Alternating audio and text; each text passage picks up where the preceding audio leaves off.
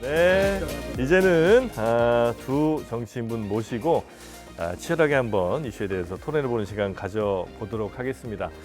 이 시간 기다리시는 분들이 굉장히 많은데요. 멤버 따라서 굉장히 그 편차가 큰 시간이기도 합니다. 어떤 분들의 조합이냐에 따라 성적이 많이 갈리는 마우스 복싱 시간. 오늘은 이 조합으로 한번 가봅니다. 국민의힘 경기도당 고양시병의 당협위원장이시죠. 김종혁 위원장님 어서 오십시오. 안녕하세요. 네, 반갑습니다.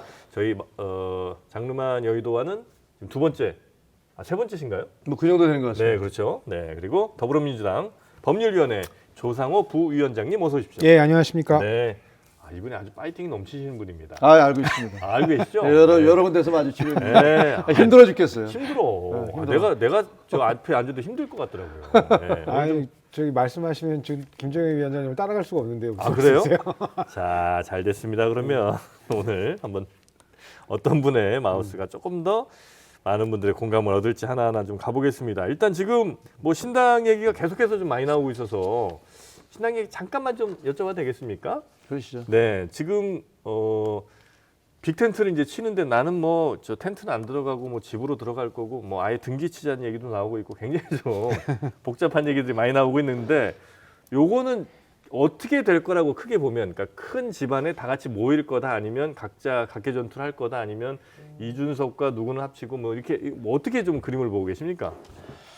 저는 뭐 사실 이준석 대표가 네. 우리 당에 계속 남아 있어서 보수의 미래가 되어줬으면 좋겠다 이런 희망을 갖고 있었어요. 네. 그리고 처음에 이준석 대표가 우리 당의 대표가 됐을 때 아주 쌍수를 들고 환영했던 네. 그런 사람 중에 하나였고요. 근데 네.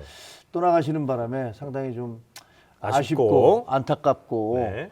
그런 측면이 있습니다. 근데 그래도 어쨌든 우리 전직 당대표였으니까 네. 잘 되시길 바랍니다. 그래서 젊은 세력들이 진심 남아주시고요. 정말로 네. 정말로 젊은 그 청년 유권자들이 거기가 잘 되면 국민의힘이 예를 들어 의석수 막 가져가도 돼요? 아니 청년 유권자들이 네. 예를 들면 뭐 우리만 표를 가져가는 건 아니잖아요. 네. 민주당 쪽에 젊은이들이 오히려 더 지지한다는 얘기도 있으니까 가서 잘 돼서 민주당 표 좀 많이 갖고 와라. 뭐 내심은 그런 거죠. 네네네. 내심은 그런 건데 네. 잘 되시기를 바라는데 근데 이제 이렇게 말씀드리면 또 참 이율배반적일 것 같지만 네. 참 쉽지는 않다 사실 그런 길이 제3의 길이. 제3의 길이 참 네. 쉽지는 않다. 네. 왜냐하면 이제 이낙연 대표와 그동안에 살아온 그 두 분의 나이 차이만큼이나 살아온 궤적이 완전히 너무 다르고 다르다. 또 생각하는 것이 전혀 동떨어져 있기 때문에 그런 것들이 과연 합해질 수 있을 것이냐. 되겠냐? 네, 그런 부분들에 대한 의구심도 들고요. 네. 구체적으로 이제 공천이라든가 비례대표 문제라든가 이런 것들을 맞닥뜨렸을 때 하다 보면 감정 문제 생기고. 그렇죠. 네. 쉽지 않을 것이다. 같은 당내에서도 뭐 싸움 네. 벌어지고 뭐 그냥 나 들어눕고 뭐 이런 게 아이고. 공천이잖아요. 네네네. 근데 서로 이 생각이 다른 분들이 만나서 센터 어렵다. 쉽지 않을 것이다. 네. 우리가 뭐 제3정당이 그렇게 성공하는 사례가 없고 굳이 얘기하면 이제 안철수 신당 정도인데 그 안철수 신당 같은 경우는 그 대표되는 인물 자체가 기존의 정치 지형에 어디에 딱 넣기 어려운 그때 인물로서는 넣기 어려운 인물로 아예 새로 만들어진 거예요. 근데 이제 해외 사례를 보더라도 그런 경우에는 제3신당이 갑자기 등장해서 혜성처럼 등장해서 네. 뭔가 이렇게 확 의석을 확보하는 경우들이 있는데 기존 정당의 색깔이 뚜렷한 상태에서 이게 뭔가 공천 과정에서 아니면 이 총선이라는 중요한 선거 과정에서 이게 뭔가 세력으로 배제되면서 뛰쳐나와서 성공한 케이스가 별로 없어서 지금 이게 좀 가능할까라는 좀 의구심은 있습니다. 근데 어찌됐든 이준석 대표가 또 이준석 대표 스스로도 얘기를 하는 측면이 아예 전혀 다른 새로운 정당이 아니라 내가 보수의 적자로서 다시 마치 돌아갈 것을 염두에 두는 연어가 회귀하듯이 그렇게 그런 뉘앙스의 메시지를 내고 있기 때문에 집 짓지 않는데 무슨 다시 돌아가요? 아니요 뭐 메시지 자체는 네. 내가 이제 마치 다시 돌아가서 이 국민의힘의 어느 정당이 이제 이른바 그 보수를 재건하고 보수의 구심점이 될 수 있느냐 그 부분에 대한 노선 투쟁처럼 보이거든요. 그래요? 네. 새로 집을 지어서 완전히 이 세력으로 영원히 한번 좀 가보겠다가 아니고 그렇습니다. 노선 투쟁을 하는데 지금 그 형식이 그냥 분당 후 나중에 뭐 합당이든지 뭐 이렇게 이제 될 것 같은 느낌이다. 그렇습니다. 이게 뭐 민주당 내에서도 예를 그럼 뭐 들면 이낙연 혹은 뭐 다른 분들과 합칠 일은 거의 없겠네요. 저도 합칠 것 같지는 않아요. 왜냐하면 이낙연 그래요? 대표도 그쪽에서도 그런 얘기를 하거든요. 우리가 진짜 뭐 민주당인데 저쪽은 세입자고 우리는 집주인인데 그 중에는 우리가 왜 나가냐고 해서 안 나가시는 분도 있고. 에. 그리고 또 이제 나가신 분들은 여기가 진짜 민주당 집 새로 지을 거야. 거기 그 집은 너무 낡아서 이제 그 여러 가지 흠집이 나서 도저히 못 하겠어. 그래서 우리가 민주당 집을 지을 거야라고 얘기하시는 게 있어서 네. 기존 민주당과 기존 예를 들면 뭐 국민의힘과 같은 이제 보수 네. 그다음에 약간 진보, 중도 진보, 중도 보수 이 정당들의 대형 정당들에서 그 정당들의 누가 정말 그 저기 진정한 주인이냐 이런 당 밖으로 나갔을 뿐이지 노선 투쟁 성격은 별로 달라지지 않았다.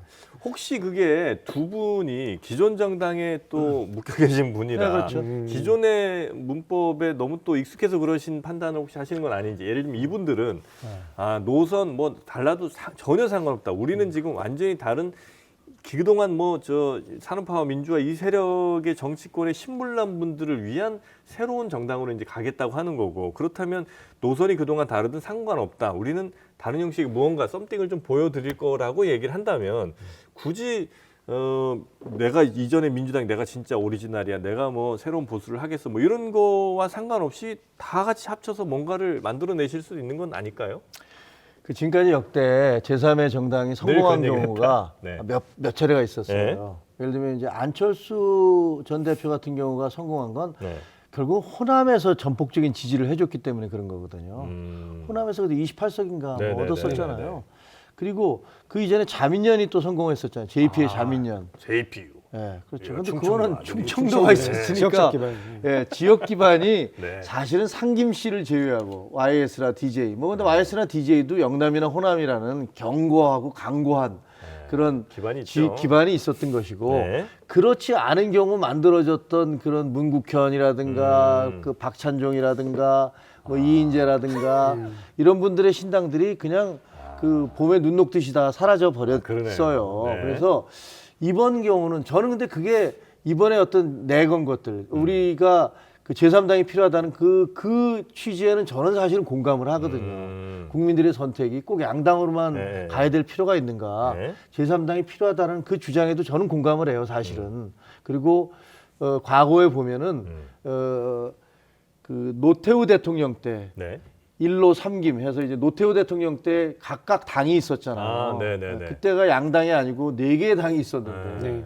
사실은 노태우 대통령 때가 지나고 나서 보면 네. 가장 정책적으로 성공한 그런 정책들이 많이 나왔고 아. 예를 들면 뭐 북방 정책이라든가 네네. 무슨 KTX라든가 영종도 신공항이라든가 사실은 굉장히 많이 나왔어요. 인프라를 제대로 까는 작업들이 많이 나왔었고 네네. 그리고 그렇게 극단적이지 않았어요. 서로가 서로의 눈치를 봤기 때문에 근데 저는 다당제에 대해서 꼭 그렇게 부정적이지만은 않습니다. 좋다고 생각하는데 그런데 지금 현재 이 당은 그 지역을 내세운 것도 아니고 그렇다고 해서 이념인데 결국은 이념이라면 아까 말씀드린 대로 이낙연 대표로 상징되는 그런 민주당계의 뿌리가 있는 당과 그러면 이준석 대표로 합치기가 상징되는 어렵네. 국민의힘에서 갈라져 나온 이 두 정당의 정책이 네. 과연 어떤 형식을 띨지를 사실 잘 알기가 어려워요. 굉장히 생각하기 힘들고 그렇다면 실용주의로 간다. 뭐 실용주의로 갈 수도 있겠죠. 네. 실용주의로 뭐 국민 목소리가 두 개만이 아니니까 여러 개니까 그 여러 개의 목소리를 각각 대변하는 정당들이 출연할 수 있으면 좋겠죠. 근데 그런 부분에 동의한다고 하시면 네. 다음에 이른바 이 연동형 비례대표를 대폭 확대하고 지역구 의석을 좀 줄여서 연동형 비례제로 가는 방향에 대해서 네.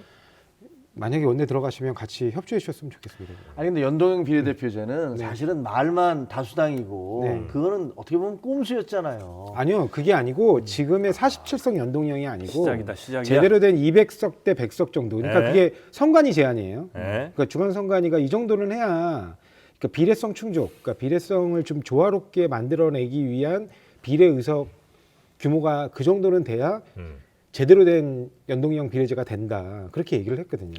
그래서 저는 사실은 비례대표에 대해서 비례대표제에 대해서 그 취지가 너무 많이 훼손되고 오염돼서 좀 근본적인 재검토를 해봐야 된다는 생각이에요. 정당이 제대로 일어서면 됩니다. 네, 왜냐하면 네. 아시다시피 지금 뭐 장애인이라든가 네. 아니면은 뭐 그 직능단체라든가 네, 전문 자기 목소리를 낼 수 없는 분들을 비례대표를 통해서 네. 이분들이 그 다양성을 반영할 수 있도록 하기 위해서 비례대표가 만들어졌어요. 네. 근데 양당 공이 그 비례대표가 그런 원래 취지가 아니라 그냥 자신들의 목소리를 보충해 줄 수 있는 그런 스피커들을 동원하거나 그쪽에 표를 몰아오기 위한 그런 수단으로 그거를 조금 지금 돼 있는 것 오해하고 같아요. 계신데 네. 그 소수자를 어떤 방식으로 배려할 것인지는 또 다른 제도 설계상의 문제고요. 원래 비례대표의 취지는 전체 국민의 목소리가 이런 의회라는 제도적 장치 안으로 수렴되게 하기 위해서 국민의 목소리만큼 의석을 갖도록 하는 취지예요.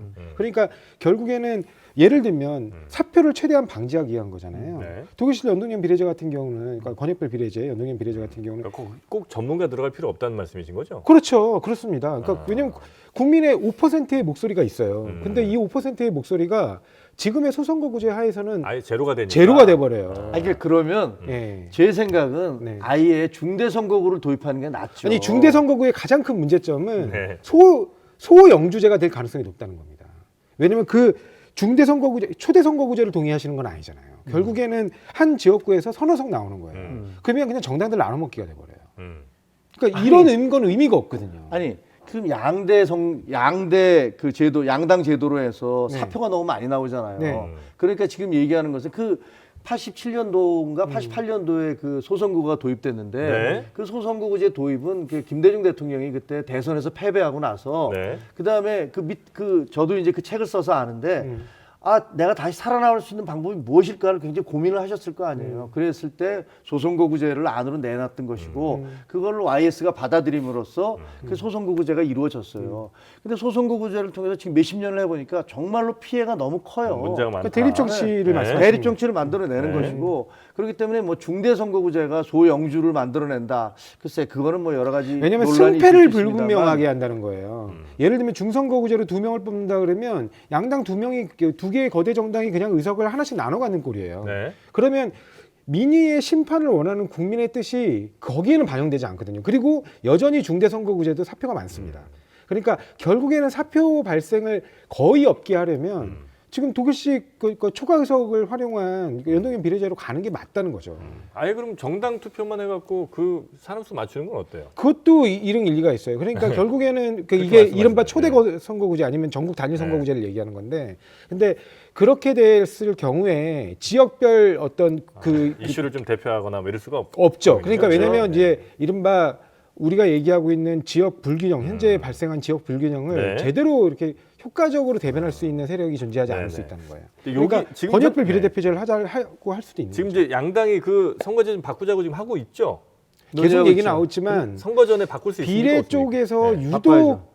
그 국민의힘 쪽에서 안 맞아요, 알러지 반응을 보이시니까 연동형 비례대표제는요 네. 처음에 도입될 때부터 저희 당에서는 이거는 안 된다. 현실적으로 위성 정당을 만들어낸다. 저는 47정 그리고- 연동형은 동의합니다. 그러니까 우리도 이거는 받아들일 수 없다라고 얘기했어요. 지금 심상정 그 의원 같은 경우 정의당 대표 하셨지만 네. 그때 당시에 그걸 받아들임으로써 지금 정의당은 거의 민주당으로부터 뒤통수를 맞고 몰락의 길을 걸어갔다라는 것들이 정의당 사람들의 일반적인 생각이에요. 그때 민주당에서는 우리는 절대로 위성정당 안 만들겠다라고 얘기해놓고서 위성정당 만들어졌습니까? 아 그쪽에서 먼저 반칙하니까 그런 거죠. 아니죠. 우리는 이미 그렇게 얘기했어요. 이걸 그러니까- 받을 수 없고 만약에 다수당이 이거를 한다면 협의를 하지 않고 일방적으로 의석으로 밀어붙인다면 우리는 그렇게 갈 수밖에 없다고 그러니까 얘기를 제가 했습니다. 47석 연을 가지고 연동형이라고 주장하는 건 사기다라고 제가 제 개인 SNS에 쓴 적이 있어요. 네.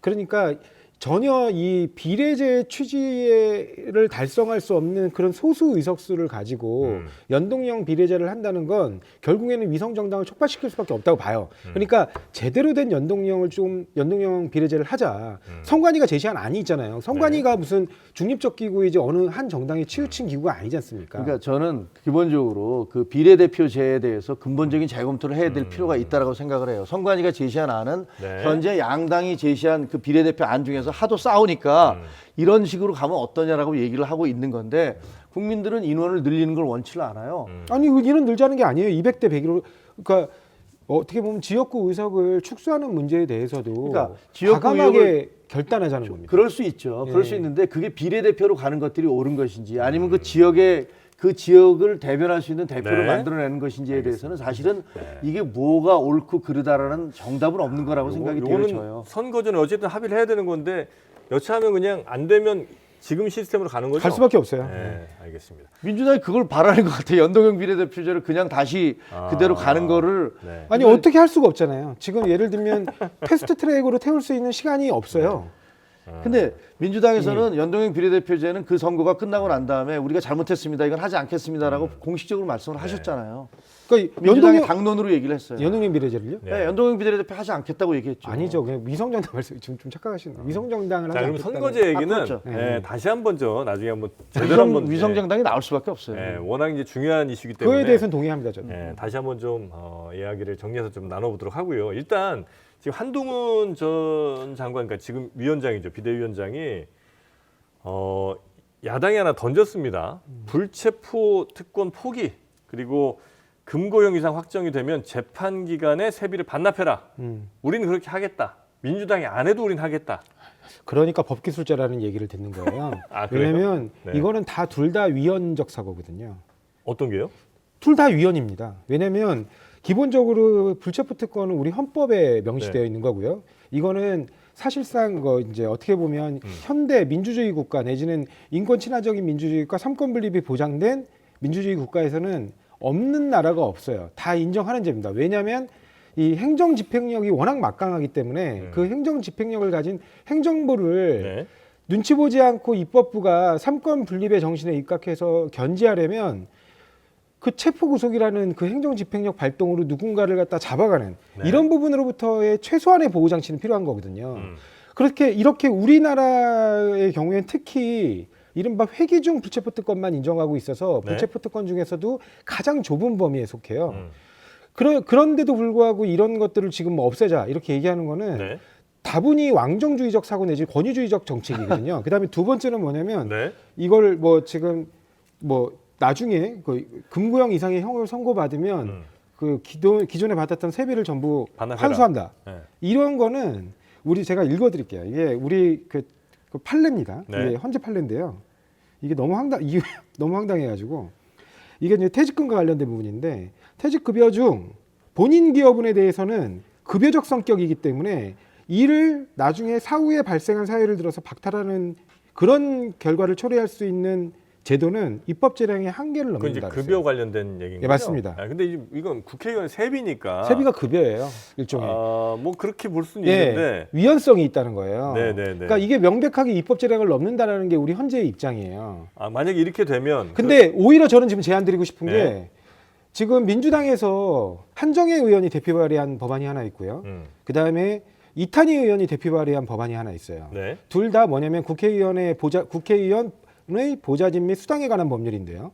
거기에 그 핵심 요지는 뭐냐면 구속기간 세비 지급하지 말자는 거예요.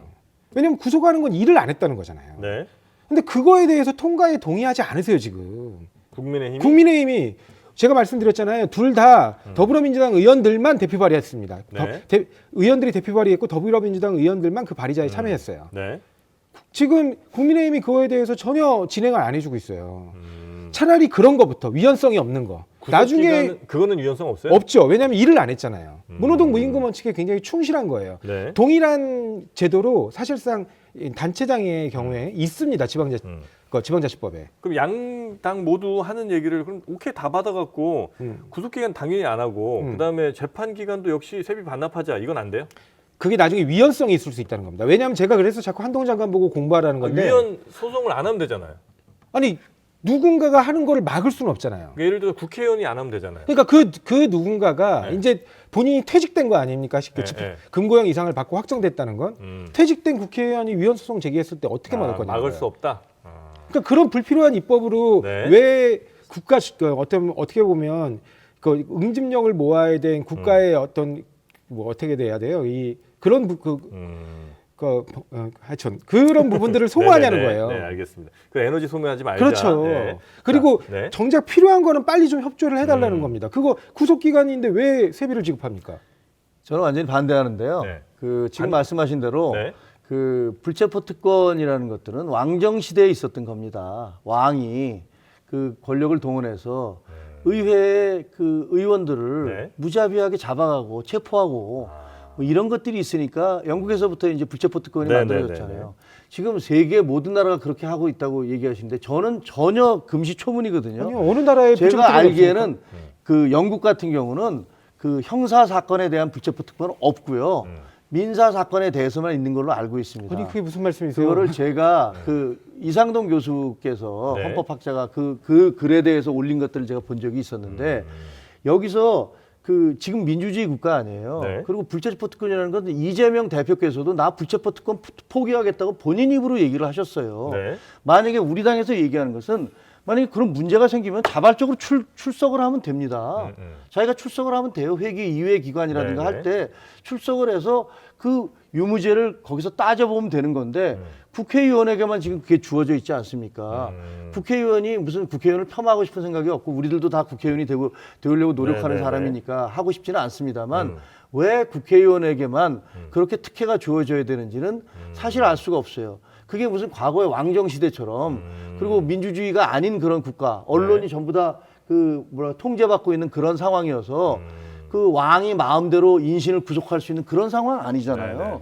지금 만약에 말이 안 되는 사람들을 끌어다가 구속을 시키면 언론이 가만히 있겠습니까? 국민들이 가만히 있겠습니까? 과거 우리 뭐 독재 정권 시절에는 이제 그런 일들이 좀 벌어졌으니까 이런 걸 막자고 해서 불체포 특권 같은 게 좀 있는 거죠. 근데 이제 지금 그냥 국민들 시선에서 보면 야, 지금 시대까지 정치인들 뭐 어디 가서 돈 받고 뭐 이러는데 불체포 특권이 있어야 되냐라는 이제 심적인 어떤 뭐 마음 좀 있는 것 같습니다. 예, 그럴 수 있어요. 네. 근데 저는 이 시각을 달리해야 된다고 생각해요. 네. 오히려 지금처럼 방어권이 우리 같은 경우는 특히 굉장히 짧은 기간에 압축적으로 사람을 구금시켜 놓고 방어권 행사 못하게 한 다음에 검찰이 이제 수사 진행해서 기소해가지고 처벌을 하거든요. 네.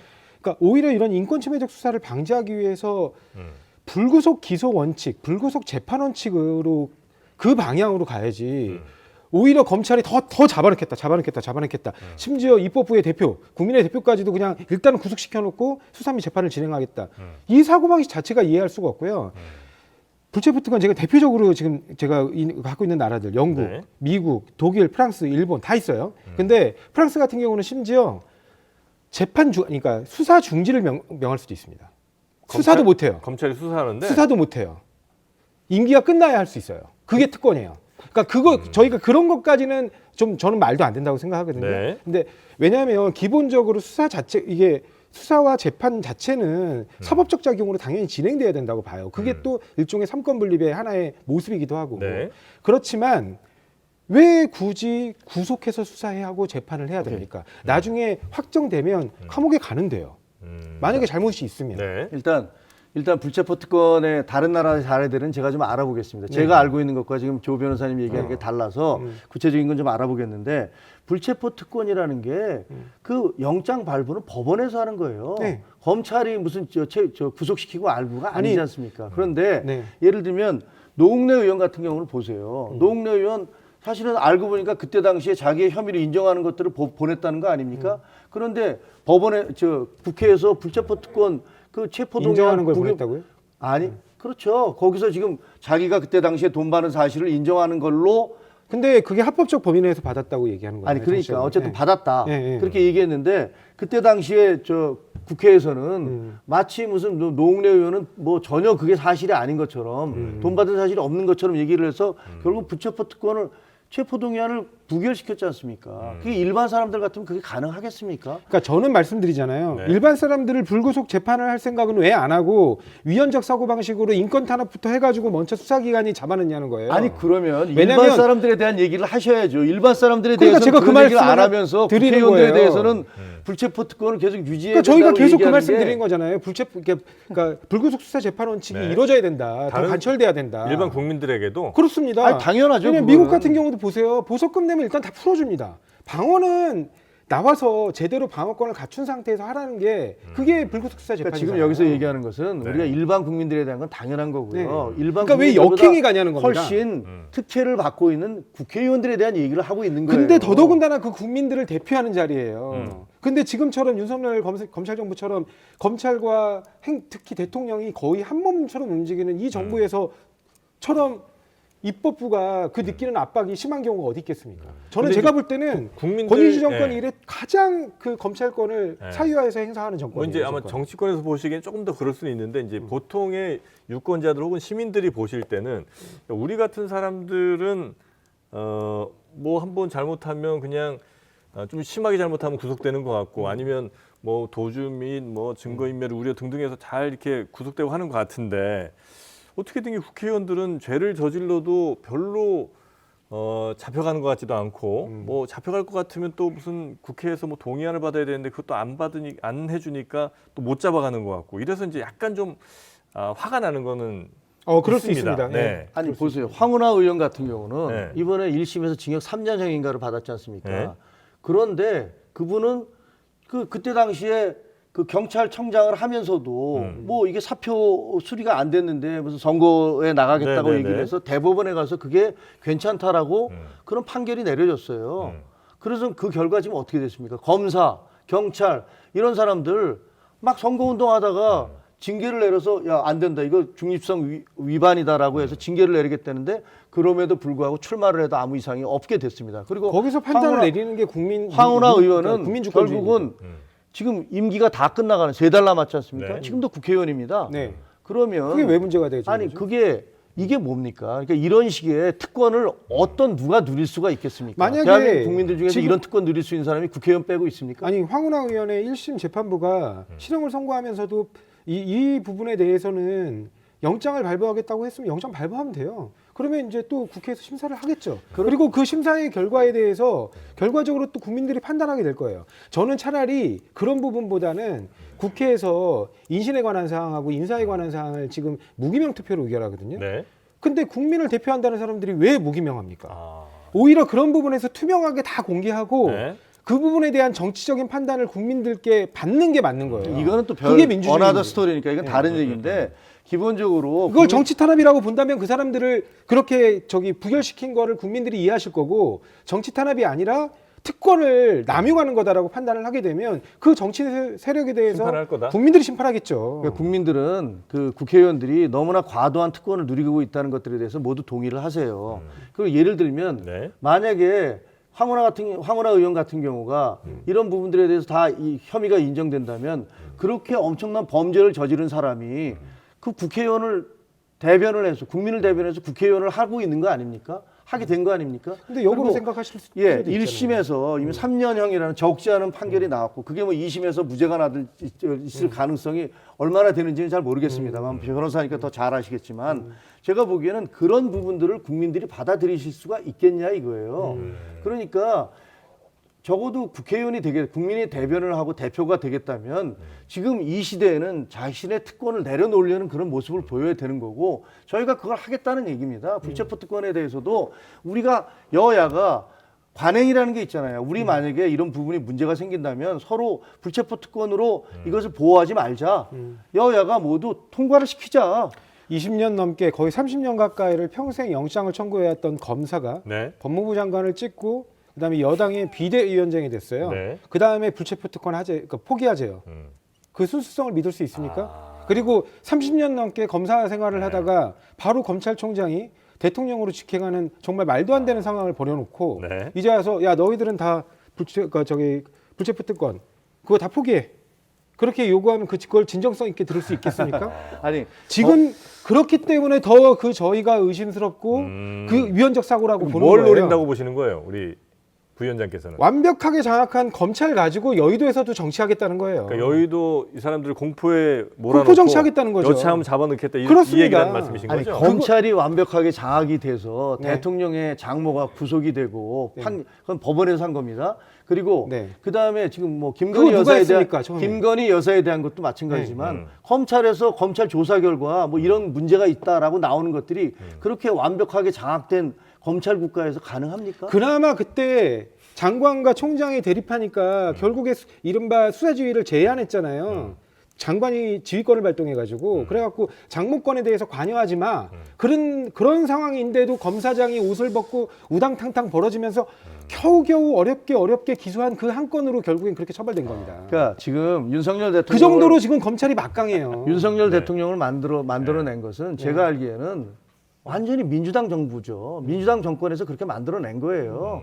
그 추미애 그리고 근데 그 박범계 진실을 지금 다 장관들 다시 보고 있잖아요. 그런 사람들의 그런 분들과 예를 들면 부당한 짓이나 거기에 대한 항의를 통해서 국민들이 저거 너무 부당하다라고 생각을 했기 때문에 그래서 윤석열 대통령이 만들어진 거고 또 하나 제가 말씀드린 것은 적어도 그 우리 공적 기관에 있는 분들을 그렇게 악마화하면 안 됩니다. 아니, 저 악마화 그게 누가 검찰이 됐든 경찰이 됐든 저는 소방관이 됐든 예. 간호사가 됐든 예. 그런 분들 네. 어떤 공적 기관에 있는 분들을 마치 지금 말씀하시는 걸 들으면 우리 대한민국은 대통령이 말 한마디면 모든 검사들이 고개를 조아리고 상간마마 하듯이 그렇게 움직이는 것처럼 말씀이 들려요. 저는 특수수사, 이른바 인지수사를 담당하는 자기들이 직접 수사하는 그 네. 검사들이 지금 문제라고 보고 있고요. 그 검사는 전체 검사의 한 줌도 안 돼요. 나머지 90% 이상의 선량들은 지금도 밤을 새가면서 수사지휘와 그 수사지휘를 통해서 네. 인권수사에 매진하고 있습니다. 근데 그럼 그 몇몇의 정치 검사들 한 줌도 안 되는 채 50명도 안 되는 그 검사들이 지금의 그 검찰을 이런 식으로 타락시키는 거예요. 그 몇몇의 정치 검사는 문재인 정부 때 만들어내는 그 사단들이시겠죠. 그 정치 검사의 정점에 있는 게 바로 정치권으로 직행한 윤석열 아니 검찰총장, 그러시겠죠. 윤석열 거기서 예를 대통령이시겠죠. 들면 그렇게 수사를 하다가 윤석열 네. 검사에 대해서 일제히 반기를 들고 나서고 그 진실들을 지금 다 보고 있잖아요. 보고 있잖아요. 네. 재판을 받고 있지 않습니까? 그래서 문제가 돼갖고 지금 기소가 되고 그러고 있지 않습니까? 아니, 김기현 그 대표의 검사들을 동생은- 만들어내신 게 문재인 정권이에요. 김기현 대표의 동생은 네. 경찰에서 자백을 했는데도 검찰 가서 사건이 뒤집혀요. 근데 그 사건을 지휘했던 사람들은 역으로 기소돼요. 이른바 기획수사를 했다는 이유로.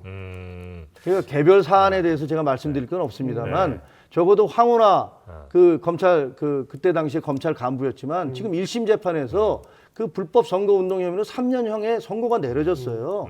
그런 걸 보면 도대체 경찰과 검찰을 정치화하고 그다음에 자기 편에 의해서 편익에 의해서 이용한 게 어떤 정권이었는지 구체적으로 다 나오지 않습니까? 저는 하여튼 제가 네. 갖고 있는 개별적인 어떤 사법 개혁에 관한 보관들도 물론 있습니다. 근데 지금 말씀하신 그런 부분들, 그러니까 뭐 어찌됐든 입법부, 사법부, 행정부가 각자 권한을 갖고 있고 상호가 존중되어야 한다는 점에 대해서는 맞습니다. 전적으로 동의를 해요. 네. 그렇지만 행정부가 절대적으로 우위에 있는 상태에서 그 이른바 준사법기관이라는 검찰권이 이렇게 대통령의 편향적으로 흘러가는 현 상황을 놓고 갑자기 입법부에게 헌법상 인정되고 있는 견제권의 거의 마지노선에 있는 불체포 특권을 이제 와서 포기해라. 말이 안 된다. 말이 안 되는 근데 거예요. 현재 입법부가 행정부보다 훨씬 아래에 있습니까?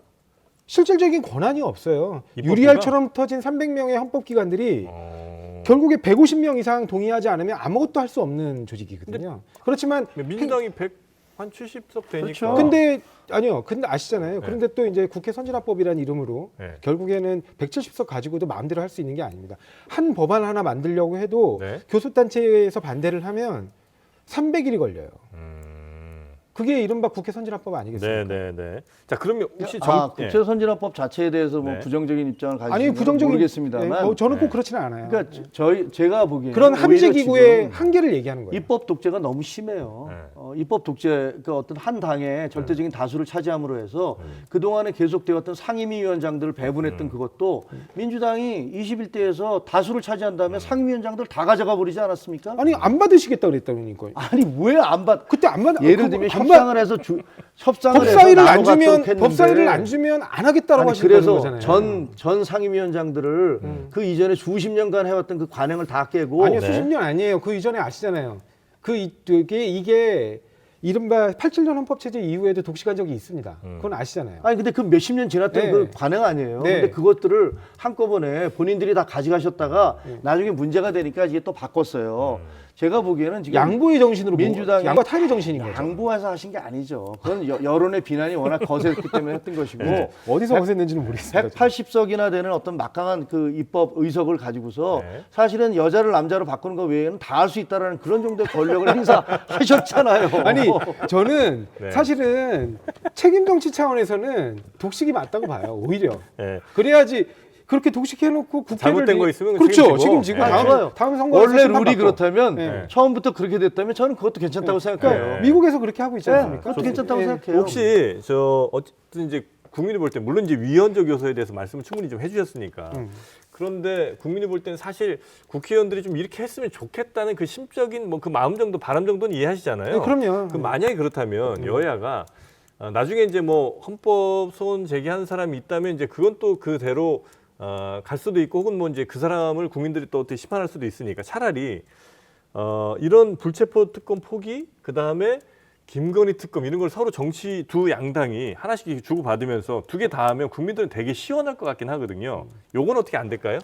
저는 제 이건 개인적인 소신이고요. 네. 불체포 특권은 지금과 같은 그 검찰이 거의 무소불위의 권력을 행사하는 사정 권력, 사정 정부에서도 더더군다나 허용되면 안 되겠지만 네. 평시에서도 이건 허용되면 안 되는 어떻게 보면 굉장히 모래알처럼 흩어진 합의제 기구로서 사실상 힘이 없는 입법부가 행정부를 견제하기 위해서 필요한 최소한의 것이다. 이건 최소한의 뭐 양보하기 수단이에요. 어렵다. 네. 네. 저는 이게 우리가 정권을 잡더라도 마찬가지 문제라고 생각합니다. 그랬으면 좋겠습니다. 저는 그래서 이재명 대표께서 그 예전에 불체포 특권 포기를 말씀하셨을 때 저는 개인적으로 반대했어요. 그리고 공개적으로도 얘기했고요. 저건 잘못된 그 생각이다. 왜냐하면 그분이 또 집행기관장을 그때는 하실 때예요. 네. 근데 결국은 안 지키셨잖아요. 그러니까 결국에 본인이 얘기를 본인이 깨셨지 않습니까? 아니 실제로 이게 어떻게 작동되는지에 대해서 피부로 느끼지 못하셨던 부분들이 있었던 것 같아요. 근데 불체포 특권이 그걸 통과됐지만 네. 결국은 가서 법원에서 그 기각이 됐잖아요. 네. 판단은 법원이 하게 만드는 아니요. 거 아닙니까? 법원도 법원은 그러면 견제의 대상이 아닙니까? 법원 사법 권력은 그러면 무소불위의 권력입니까? 그 사법적 권력을 행사하는 범위 내에서는 이쪽에서 행사하는 모든 걸 절대선으로 받아들여야 되나요? 아니 그럼 검찰도 못 그렇잖아요. 믿겠고 법원도 못 믿겠고 아니에요. 그러면 유일하게 믿을 건 상호 그러면 간의 우리 당밖에 없는 겁니까? 상호간에 국회의원들만 견제해야 믿어야 된다는 됩니까? 거예요. 상호 서로 견제할 수 있게 해줘야 된다는 근데 거예요. 균형이 그렇게 하면 깨진다는 말씀이신 거예요? 그렇습니다. 그리고 제가 아까 말씀드린 거는 뭐냐면 오히려 만약에 그런 불평등의 문제가 네. 있다면 국민들에 대한 사법권 행사가 이른바 충분하게 인권 보장이 이루어지는 방식으로 행사될 수 있도록 오히려 불구속 수사 재판 쪽으로 가야지 왜 역행하냐는 겁니다. 불구속 재판으로 가는 건 뭐 당연히 맞는 네. 말씀이에요. 네. 더더군다나 검찰 정부라고 지금 뭔가 의심의 눈초리로 보고 있는 이 시점에 그걸 거꾸로 돌리려 하니까 네. 더 의심을 받는 아니 겁니다. 그건 당연한 거고요. 네. 근데 일반 국민들과 같이 일반 국민들에게 불구속 재판 원칙으로 가듯이 뭐 국회의원들 당연히 그래야 되겠죠. 하지만 물론 공직에 있기 때문에 다른 사람들보다 좀 더 엄밀한 그런 책임 왜냐하면 권한이 있으니까 거기에 대한 책임이 따르는 건 당연하다고 생각을 해요. 그래서 일반 국민들보다 국회의원들에 대해서 좀 더 강하게 그 책임을 묻는 것이 뭐 이렇게 그게 양형 기준에 적용돼야죠. 나쁘지는 않다고 생각을 네. 하고요. 네. 그다음에 결국은 불체포 특권이든 뭐든 간에 그거가 상관없이 판단은 결국은 사법부에서 하는 거 아닙니까? 네, 저는 근데 사법민주화 차원에서 배심제 도입해야 된다는 배심제까지. 입장이라서 아니 그렇게 네, 하고 좀, 있기 때문에 좀 그런 다릅니다. 것들을 만약에 인정을 안 하고 검찰 수사도 그렇고 이것도 못 믿겠고 그냥 사법부에서 내는 아니 못 것도 믿겠고 차원이 아니라는 거예요. 왜냐하면 우리가 삼권 분립 체제로서 상호 간에 서로 견제할 수 있게 권력 구조를 설계한 거잖아요. 그 최소한인 거를 왜 인정 안 하려 하냐는 겁니다. 저는 그렇게 생각합니다. 왜냐하면 일반 국민들과 마찬가지로 오히려 예. 그 일반 국민들에게 불구속 재판 위주로 가는 건 100번 당연한 말씀이세요. 왜 서구 민주주의 국가에서 이 제도를 다 두고 있습니까? 그런데- 오스트리아에도 있고 독일에도 있고 그런데 미국에도 있고 대한민국처럼 그 국회의원들이 수많은 범죄에 연관된 경우가 다른 나라에 얼마나 있는지 모르겠습니다. 우리처럼 근데- 그렇게 많이 범죄에 연루돼서 국회의원들이 그 감옥에 가나요? 그러니까 우리나라처럼 의원직 상실령이 이게 기준이 낮은 나라도 없어요. 다른 데는 더 큰 잘못해야 돼요? 그럼요. 그래요? 우리나라 같은 돈 경우는 받고 뭐 이래도- 징역형이 확정되면 끝이잖아요. 그렇지 않습니다. 거기는. 그 대신 네. 우리가 지금 부족한 부분은 오히려 입법부 내부의 자성이에요. 뭐냐면 윤리심사가 제대로 이루어지지 않아요. 기소돼도 지금도 하영재 의원 지금도 자리 보전하고 있잖아요. 본인이 자백했어요. 뇌물 그 이른바 매각 매직했다고. 네. 그런데도 불구하고 아직도 국회의원 사퇴를 안 해요. 탈당은 물론 했죠. 그러니까 외국 같은 경우는 당내에서 그 문제를 당이 아니죠. 국회에서 징계를 했어야죠. 국회에서 네, 제명 징계를 했어야 되는 겁니다. 그런데 이제 그리고 그 제명 징계 과정에서 아까 제가 말씀드린 것처럼 무기명 투표를 할 게 아니라 지금 무기명 투표를 하게 돼 있거든요. 네. 기명 투표를 해서 책임 누가 찬성을 투표해라. 했는지 누가 반대를 했는지 국민들에게 다 보여드리고 다음 총선에서 심판받아야 근데 된다는 그걸 거예요. 이제 검찰이나 혹은 행정부에 줄 수는 없다는 없다는 거예요. 근데 그 말씀 국민들에게 들으면 맡겨야죠. 김남국 의원에 대해서 마찬가지입니다. 죄몽 결의를 네. 막은 게 도대체 누군지 그것도 마찬가지예요. 그 민주당 아닙니까? 아니 그것도 마찬가지라고요. 그것들을 다 드러내고 국민들로부터 평가받으면 돼요. 아니 그러니까 지금 하신 말씀은 현실적으로 우리 당은 그렇게 하고 있지 않지만 그러나 당위로서 이상적인 건 이렇게 가야 된다라고 얘기하시는 것과 뭐가 다릅니까? 아니, 그러면 민주당부터 거기에 합당한 행동을 하셔야죠. 그러면서 이러이러 우리는 이렇게 행동할 테니까 이렇게 가자라고 얘기를 지금 하신다면 국회의 가장 큰 그건 문제는 맞죠. 뭐냐면 무기명 투표하고 그다음에 이른바 형사 절차하고 비교하면 소추와 의결이 한 기관으로 뭉쳐 있다는 거예요. 예를 들면 잘못한 부분들이 그러니까 의원들이 잘못한 부분이 있으면 네. 징계를 갖다가 본회의에 회부하는 권한도 현역 의원들이고 그걸 의결하는 권한도 현역 아니, 의원들이에요. 부위원장님의 이런 생각이 예. 민주당 의원분들의 생각과 거의 일치합니까? 저는 이렇게 김종혁 위원장님 같은 분들이 의회에 들어오셔서 여야 구분 없이 이런 부분에 대해서 질문에 답을 하세요. 왜 내 얘기를 아니요, 해? 제가 의원님들하고 네. 다 얘기해 본 적이 없어서 그거를 말씀드리기는 어려워요. 뭐 분위기는 대충 있을 거 아니에요. 그러니까 이런 부분에 동의하는 분들도 꽤 있어요. 꽤 있어요? 예. 그러니까 저는 같이 다수당 들어가서 의견은 지금 그 존경하는 우리 조상호 변호사님의 주장이 예. 민주당의 의견은 아니라고 알고 아니 있습니다. 들어오셔서 하시고 싶은 아니, 게 저를 아니요 위원장님께서 들어오셔서 하시고 싶은 게 정치 개혁 아닙니까? 감사합니다. 네, 같이 들어오셔서 하시자는 말씀을 드리고 들어가도 싶어요. 돼요? 우리 김정혁 위원장님 아니 들어오시고 그러니까 이렇게 저 고양시 병에 민주당 누구 나오죠? 누구 상대 누굽니까? 들어오시면 우리가 이렇게 같이 정치 네. 개혁을 위해서 한번 논의해보고 그거는 제도를 뭐 개선해 어차피 가자는 유권자들께서 거예요. 결정하실 것이니까 저희가 뭐 그런 얘기를 하는 것 자체가 너무 건방진 얘기고요. 그러니까 저희는 하여튼 조 위원장님이나 조 변호사님이나 저나 최선을 다해서 열심히 뛰도록 하겠습니다. 여튼 민주당에도 상당 분들은 이제 동의를 하시나 아직 우리 위원장이 보실 때는 이거는 민주당 주류 얘기는 아닌 것 같다라고 이제 판단을 좀 하시는 것 같고요. 그러면 그거라도 좀 빨리 진행했으면 어떤 좋겠어요. 거요? 뭐냐면 아까 제가 말씀드린 것처럼 네. 국회의원이 구속이 되면 네. 적어도 일 안 하잖아요. 월급 주지 말자. 네, 월급 주지 말자. 이거는 지금 단체장은 다 그럼 하고 위헌 있거든요. 소지도 없다? 그거는 위헌 소지가 없어요, 아예. 그거는 이미 위헌 판단도 한번 받아본 적이 있어요. 단체장에 대해서. 그래요? 합헌이 아주 나왔고. 좋은 생각이에요. 네, 합헌이 나왔고 다 동의하실 거라고 봅니다, 저는. 그 정도. 대신 금고형 이상 형 확정 시 재판 기간 동안 이 세비 반납하는 건 이건 위헌 소지가 있다는 이건 말씀이시죠? 굉장히 위헌 소지가 높아요. 그건 우리 당에서 그 우리 당 내부의 어떤 규약이기 때문에 그건 정치적인 결정이에요. 이거는 정무적 결정인 것이고 그럼 이거는 우리 국민의힘이 결정해서 이렇게 할 거고 민주당도 하세요라고 권유하는 그러니까 것이고 저희가 하는 것은 이런 식의 국민들이 원하는 정치 개혁을 하겠다. 여야가 합의해서 같이 합시다.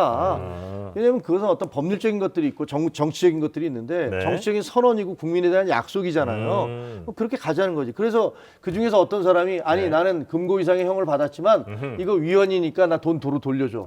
소송을 낼 수 있겠죠. 그렇죠. 네네. 개인적인 그럴 그 수는 사람은 더 있겠어요. 이상 국회의원이 아닐 그래요. 거거든요. 그러면 그거는 그 내든 어떻든 간에 그러니까 그건 위헌 제가 결정 보기에는 나오면 국민당이죠. 정치적으로는 끝일 거예요. 네네, 근데 네네네. 그런 부분들에 대한 걱정보다는 지금 현재 우리가 처해 있는 국회의원들의 특권에 대한 국민적인 거부감이나 불신들이 많기 때문에 여야가 이것을 개선하는 방향에서 네. 우리가 이렇게 할 테니 야당도 협조해 달라, 같이 해보자라는 제안을 하고 있는 거죠. 아니 그렇습니까? 위헌성 없는 네. 그렇지만 꼭 필요한 그 제안을 이미 드리고 있고 입법 발의까지 했는데 그 부분은 처리를 전혀 협조가 안 되면서 그거부터 좀 먼저 하자. 그렇죠. 저는 그거 좋다고 생각해요. 네. 사실 그게 어떤 절차를 해서 어떻게 뭐가 되는지 그 구체적인 내용을 모르기 때문에 제가 무슨 현역이었으면 반박을 알았을 하거나 텐데. 말씀드리기가 네. 곤란한데 아쉽다, 저는 그 아쉬워. 취지는 상당히 네. 옳다고 생각해요. 네, 그러니까 제가 약간 그 예. 진정성에 대해서 의심이 되는 네, 거예요. 그리고 거기서 한 걸음 네. 더 나가는 건 더 좋겠죠. 예, 뭐 하여튼 그 부분은 논의를 해보시죠. 네, 알겠습니다.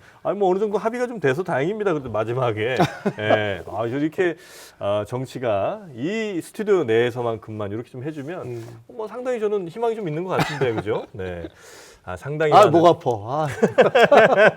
싸움을 붙이죠. 네, 무슨 말씀이세요? 저는 진짜 오늘 한 게 하나도 없습니다. 네, 두 분이 아주 잘 싸워주셔서 대단히 감사하고요. 다른 이슈도 있었으나 그건 또 다음 시간에 한번 기회 되면 말씀 나누도록 하겠습니다. 오늘 함께해 주신 국민의힘 경기도당 고양시병의 당협위원장이시죠. 김종혁 위원장님 고맙습니다. 네, 그리고 더불어민주당 법률위원회 조상호 부위원장님도 고생 많으셨습니다. 고맙습니다. 감사합니다. 네. 고맙습니다.